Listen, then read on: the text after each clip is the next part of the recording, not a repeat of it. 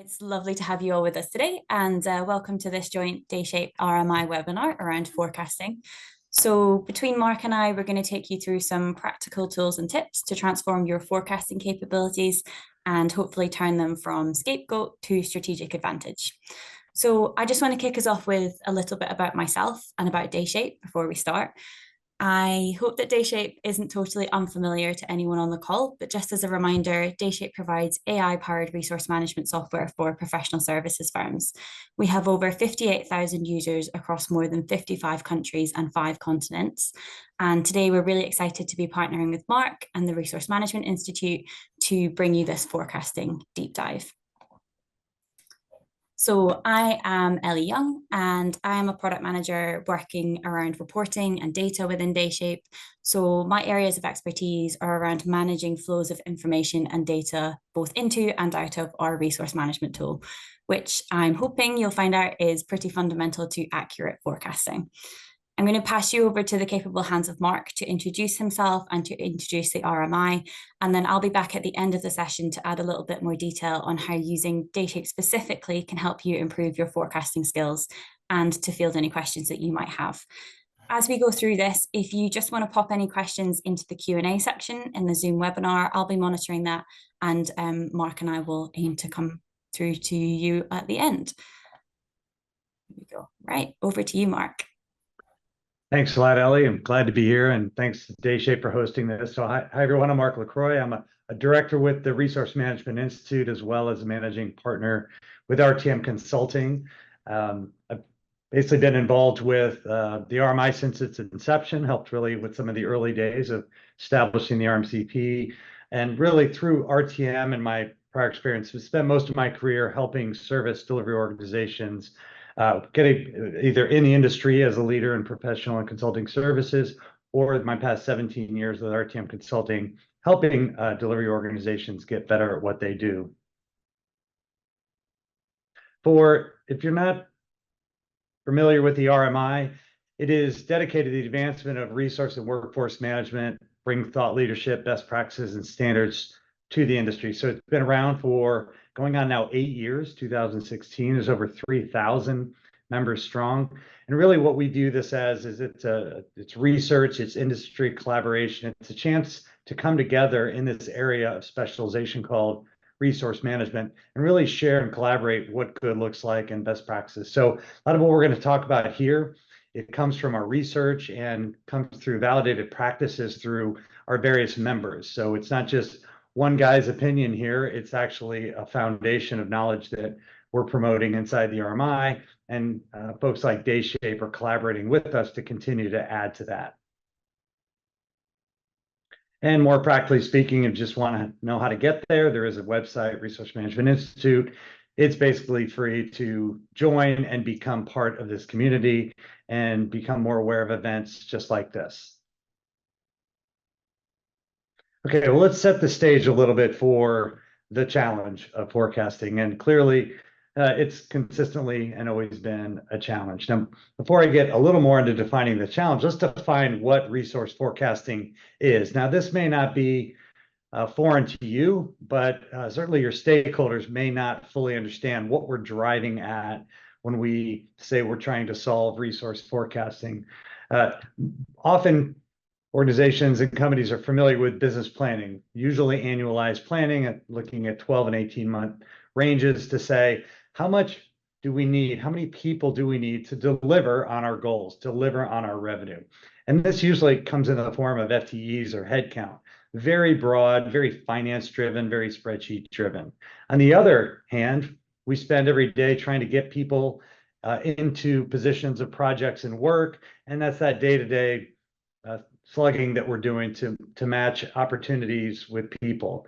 But really we're talking about, of course, the conspicuously highlighted in yellow area, which is called forecasting, what we've always liked to call it the living plan. And this is the breathing plan based on actual data that we're processing in our organization. And so we're looking at the 1 to 6 month range of actual data. We're not getting even too speculative or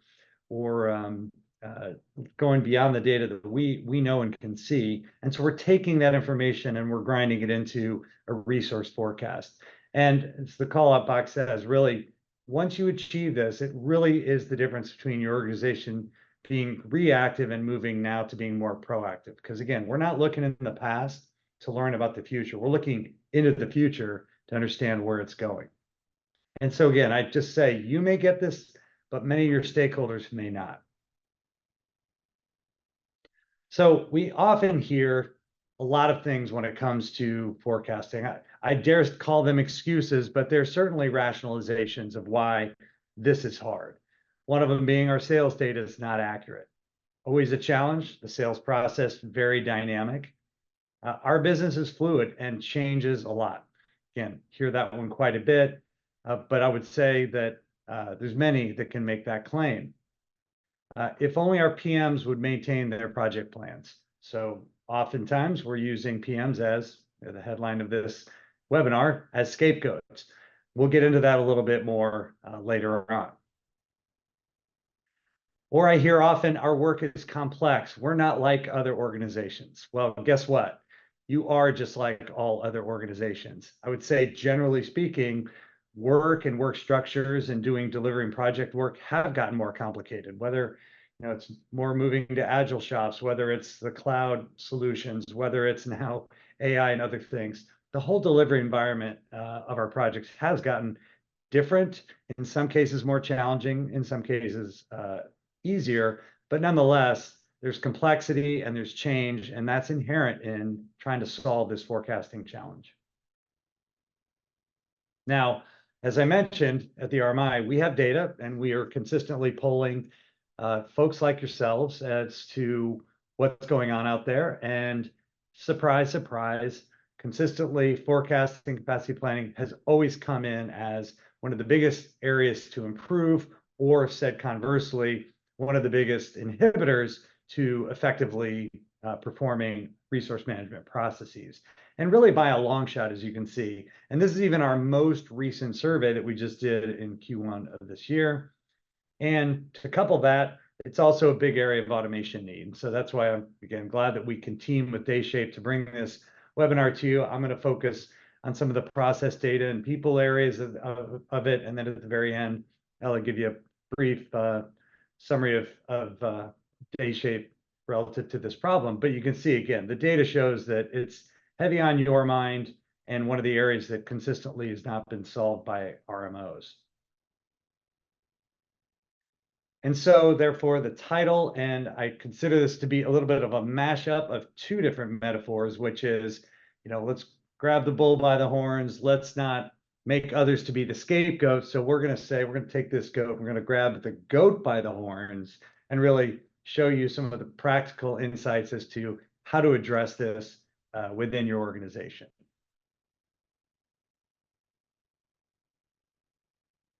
Okay, let's get into it a little bit more.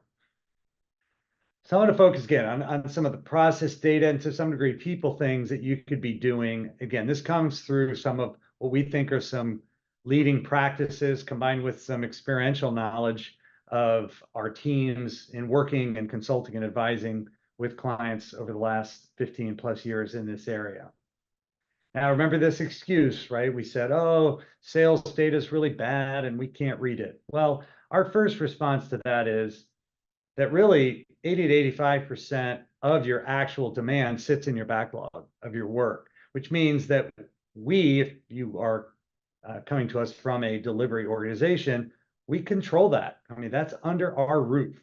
And so it's hard to make the case that scapegoat sales when in reality they make up a fraction, now an important fraction, I will say, of where demand is and where it's going. But again, we often see struggles with teams just being able to forecast our own information again that we control. So what are some of the things? I'm going to highlight some of the things and go into a little bit more detail with a couple of them following this. But first thing is that when it comes to forecasting, we do have to clearly define the objectives and who benefits. And of course, the hint is everybody does. But what oftentimes our stakeholders and whoever they may be, delivery leaders or project management office, people like that, they're going to say, is the juice worth the squeeze? It's a lot of work to get this in place, a lot of data corral, a lot of automation, a lot of reporting, a lot of process to make this effective. And so again, is the juice worth the squeeze? The answer is absolutely, but oftentimes we have to clarify that to all the stakeholders involved. Get your arms around all drivers and sources of demand. Where all is demand coming from? Where should it come from? Clearly, through the front door is the most common, but you may have other organizations that are drawing people away from your organization. Are they allowed to? Do you have that under management, if you will, and all those inputs and sources? I'll talk a little bit about normalizing your demand data. So you need to define the data that you need and want and the format you want it in. It sounds really simple, but when I talk to or work with various RMOs, this sometimes is not done. So the contrast to that is the dreaded free-form email. Now, many of us have evolved beyond that, but that still exists. That's a great example of not normalized data. Text, notes fields and emails, that's a pariah to good resource management and forecasting. Now, after all that, you still may claim to have data issues. Some of the call outs that I mentioned before really highlight some of that. And so I'm going to talk about getting to some real root causes around some of these data issues. So we have to look a little past the obvious and get a little under the skin to say what's really going on here and what might we have to do. I'm going to emphasize the multi-level interlock process. I'm going to say interlock about 10 more times before this webinar is over because it is a real important element of both governance and process for forecasting. And if you're not doing that, or if you want to come up with a new name, great. But if you're not doing it, then that's a key element that's missing from your overall process. And we do want to try to make things as easy as possible for stakeholders. And that's why we need technology like Dayshape, because there's a lot of data, it's dynamic, it's moving quickly, and so we've got to use technology, of course, to try to make things as easy as possible. It's not going to read their minds like some of my project managers wish that could just read your mind and take all that information out and not make me type anything. The reality is people are going to have to do a little bit of work, but again, we owe it to them to make it as easy as possible. Okay, so let's dive a little bit more on what we mean. So the first couple comments I made around sources of demand and and normalizing demand. So again, where should demand be coming from? First thing we have to do is where are we pointing our arrow at in terms of the reliable sources of demand data? Again, oftentimes it's through either, if it's internal, you're doing enterprise planning, or if it's your external, it's a sales pipeline. It's your projects themselves coming from the people running your projects, typically project managers. But again, there may be other sources, like you might have a managed service organization that draws people in from your professional services organization or other configurations. That's another source of demand. Do you know what those are, and are you channeling those correctly and recognizing that's your stakeholder community for resource management? Then, as I said, you have to normalize it. Emails and notes fields are no good here, but you have to go even beyond that.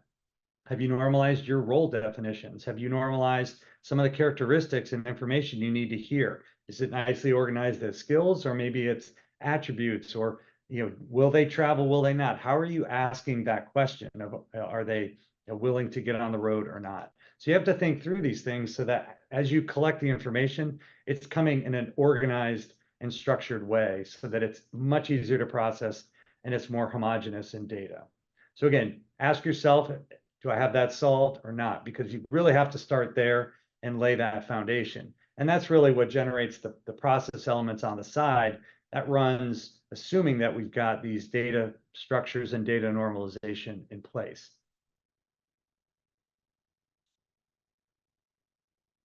So I mentioned that even with all of that good harvesting and standardization of data, we may still have some data issues. Now, I say, caution, this may scare you. I actually created this slide in the past, and because I was trying to get beyond those dialogue boxes at the front where people were throwing up these fairly significant issues, like how do I get sales to give me better data, or how do I get better data out of the portfolio? And so I thought, okay, we got to look a little closer at this.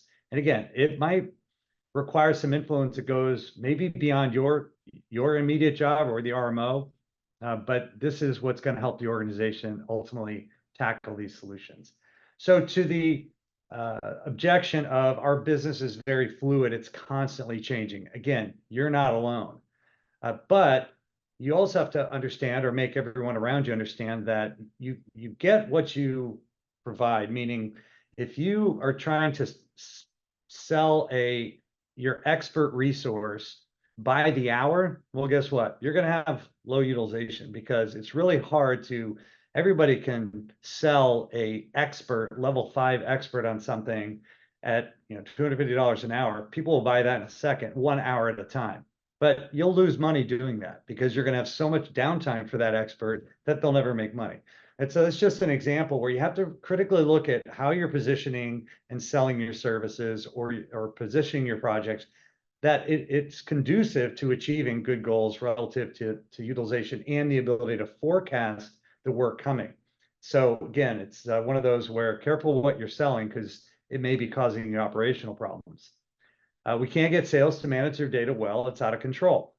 Again, common refrain, even sales managers will say sales data is unreliable sometimes. So this is where you have to consider data intermediaries, or overlay resources from delivery to sales. Maybe again, a software product salesperson probably doesn't know a whole lot about what we're trying to do. And so you're never really going to overcome that. So we need potentially these intermediaries that can help translate the data and do it. Now, does that cost a little more overall? Again, offset by the fact that you're going to be able to see more in the future and deliver your work and grow more effectively. Projects are too complex and very granular. Well, there is a fundamental difference between a project plan and a resource plan. So just know that. Resource plan, project plan, different goals, different levels of granularity. The two don't always go together. So just accept that and work with the PMO community to know either what the translation is, or get some alignment in what a project plan and a resource plan and how they marry up. And then bigger one is PMs don't have enough time. I wrote a white paper a couple of years ago of the changing role of a PM. They don't have enough time. If I see another PM with 15 to 20 projects, that's becoming a common thing. How do they have enough time to be a PM? Well, this is one of the bigger, uglier things. We have to revisit, what is a PM in our organization? Maybe we need project coordinators to do some of the heavy lifting in terms of our information management, so the PMs can get in front of the customer. Things like that. We have to really rethink some of that. I mentioned I'd come back to interlock, and here it is. Real key. It's important to do it at multiple levels. So we want to do it at more the strategic and executive level, but we also need to do it on a weekly and bi-weekly basis. And really, once you get that in place, which is not easy, takes some thinking, takes some alignment, then you should be asking yourselves, are we able to get through this narrative of first validating the data and then actually interpreting and making decisions based on the data? Then you've made it. So again, as the title says, to us, interlock equals accountability. You're bringing those information owners to the table, and you're putting the data back in front of them saying, is this correct? And if it is correct, then let's make decisions based on the data. But you'll be amazed at how hard it is just to get to that first step, getting people to the table, showing them the data, and getting them to agree it's correct. So once you've done that, you're more than halfway home, but you got to get to that point. So what does good look like? If I'm trying to summarize it somewhat based on what we just talked about, is think about your methodology and your process for forecasting. Again, I've given you some of the elements, some of the progressions relative to that, some of the steps. I didn't give you every single step, but you got to look at your own ecosystem, who all's in it, who are your stakeholders, what's your delivery model. So it's going to be somewhat unique or tailored to you. Of course, looking at normalizing the intake of your demand and also aligning that with how supply is defined. So clearly, if you you have role names on the supply side, they need to match the role names on the demand side. So demand can't be asking for a certain type of role and you call people something different in your profiles of people, right? That has to all be the same. So we're normalizing not just the demand, but it also has to align with how we're defining the profile and information on our people. Interlock, interlock, interlock. I said I would say it 10 times. I think I'm up to 8 now. And really, it's a key crux to the whole thing. It's bringing all that data, all that into a kind of this funnel of validation and accountability. And then only at that point can we really make decisions. And again, that's when the value really starts coming, when we can look at data and make decisions. Should we start aggressively hiring? Do we need to throttle things down a little bit? Do we need to shift people around? Again, some real high value decisions can be made at that point. So again, here's a bit of a framework that you can build on based on some of the learnings I've shared previously. So I purposely avoided the technology element. I'm going to turn it back over to Ellie to highlight some of the way Dayshape helps with forecasting. Thanks, Mark. That was really insightful. I hope there's some plenty tangible insights that we can all take back to forecasting within all of your own organizations. So, as I'm sure you'll all be aware, Dayshape is passionate about elevating the resource management function within the organization. We believe that RM sits in the operational center of a PS organization, and fundamentally that no other function is better placed to understand the performance of the firm. Marc defined resource forecasting as the difference between a reactive and a proactive organization when it comes to resource management.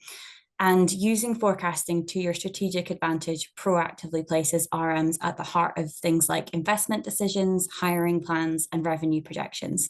And it truly earns you a seat at the leadership table. Marc also talked about clearly defining the objectives, parameters, and data sources to enable success for your forecasting objectives. So I thought we could take a little bit of a deep dive into 2 different types of forecasting that we see people using Dayshape for, and kind of unpick some of the data flows that Dayshape enables within this. So the first type of forecasting that I want to talk about is more about predicting performance over the short and medium term, so that better decisions can be made in the running of the day-to-day business. The challenge in this type of forecasting, as Marc alluded to, is generally about taking information that already exists in the organization as a whole, that is potentially siloed across multiple different departments, multiple different systems, and bringing it together so that it can be utilized for strategic advantage. So we've already discussed the importance of robust data flows in the context of having a forecast interlock. So let's just explore that a little bit further here. So the first building block of forecasting is to have great demand data. And we know that can be a challenge, and that's where Dayshape comes into this. So getting that data can be quite difficult for RMs. Depending on the type of services that you're delivering as a firm, the ability to know about that demand a long time in advance might be fairly limited. But let's not use that as a scapegoat. Most firms will be managing sales opportunities in CRM systems, and so there are ways to surface information well in advance and to forecast using that data. The second piece of the picture here is your resource forecasts. So these might also be unpredictable, but generally we know that firms can see this with reasonable accuracy. So there will always be plans for hiring, which can be incorporated even if you don't know the specific individuals and you don't exactly know the kind of names against the specific grades and the specific positions. So combining the demand as above there and the supply as below, you can enable the firm to create a plan that can then be analysed to predict future capacity issues, see potential pinch points, forecast revenue, and predict margin. That gives you your medium-term performance forecast. That performance forecast that we covered first is based on specific data, which the firm knows about. So it can be a fairly concrete picture of supply and demand, whereas the long-term forecasts tend to be based on a specific set of assumptions. The longer-term business plans are often produced to drive capacity planning and decisions on hiring needs. We are aware that this is probably not the type of forecasting that Dayshape tends to be used for directly. However, combining that historic data with the real-time forecast, it can be a great starting point for the longer-term plan. Many RM functions will already play some role in creating these short-term forecasts, and we know they are useful. But where we see much larger scope for improvement and for RM functions to truly elevate their role is in this long-term planning. Those forecasts have the ability to directly influence the revenue of the firm. And if resource management can play a role in producing these forecasts, then people start to see resource management differently. So you might have listened to this whole talk, Mark's section, my section, and be thinking, great, this is really valuable, but it does sound like a lot of work. And I'm not going to lie, it probably would be a lot of work. If you're manually doing this in Excel, you have disparate data sources all over the place, your project roles don't match up, that is going to be quite challenging for you. I'm not saying it's not going to be valuable, but it is going to take quite a lot of your time. This is where we see Dayshape coming into the mix. So in order to make sure this process is sustainable and worthwhile, we believe it has to be as automated as possible through technology. Then it doesn't take too much effort and best practice becomes second nature. Some firms build their own forecast tools, but surprise, surprise, I'm here to tell you that we think it makes sense for all of this to live in the resource management system. This allows you to integrate with disparate data sources, such as your CRM system, so that you can get that data well in advance and provide reporting capability to analyze the data. If any of this sounds like something you want some guidance on or you're struggling with, you know where to find us. We're really passionate about resource management and elevating it within your firms. So please reach out to us and yeah, we're happy to help. On that note, I'm gonna have a little look at the Q&A section. So if all of you should be able to see that, feel free to drop in some questions into that. In the meantime, I have a question for you, Mark. Okay. So you had a slide there on some of the top challenges that you see in some of your polling from the RMI. And I noticed that the second top challenge after this forecasting was around managing your skills inventory. To me, I hear that as one of the most frequently kind of pitched scapegoats when I talk to all of our customers. Do you think it's possible to solve the resourcing problem without solving the skills inventory problem? I do. I think that when I think of skills, you have to look at it. I look at it in two categories. You've got what I'll call profile information, which is somewhat binary, right? You're in a location, right? So you can only be in one location. You can't live in two places at one time. And there's a lot of information we gather about people relative to that, their role that they play, the level that they play. And then skills, of course, are that one to many where it creates a kind of more visualization of the kind of resource we have. The key when it comes to capacity planning and forecasting, though, is you really have to model it based on the kind of that binary information, because you need to be in one group or not. You're either an electrical engineer or you're a developer, and you're not both. And so that's like that first cut of forecasting capacity planning. I think what skills provides you, of course, is more fine-grained staffing, and that's pretty critical, as well as some scenario planning into the future to say, if we need to make a shift into this area of the business, do we have enough people to? So I think it's important to just look at what are the key attributes you need for capacity planning, again, whether that's location, practice, broad capability area, or role. And those are typically the attributes that drive forecasting, and the others help more with staffing and long-term skilled people development. Thanks, really insightful. If anyone's got any questions, feel free to just drop them into that Q&A section.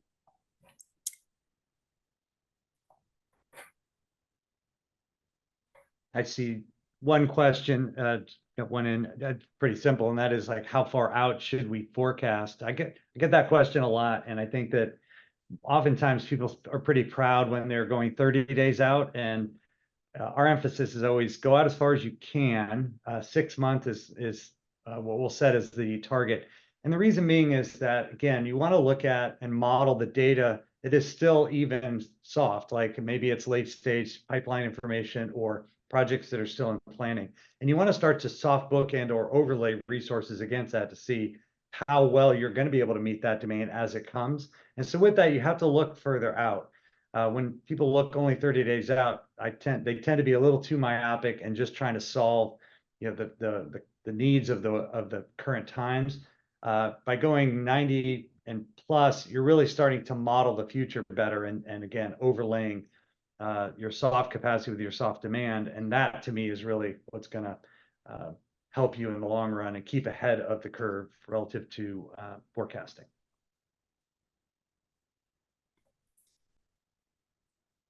Right. Well, thanks for that, Mark. I think that takes us to time. So our contact details, Dayshape and Mark, obviously, are both on the screen. I'm sure both of us would welcome reaching out with any questions that you might have about some of the content in these slides.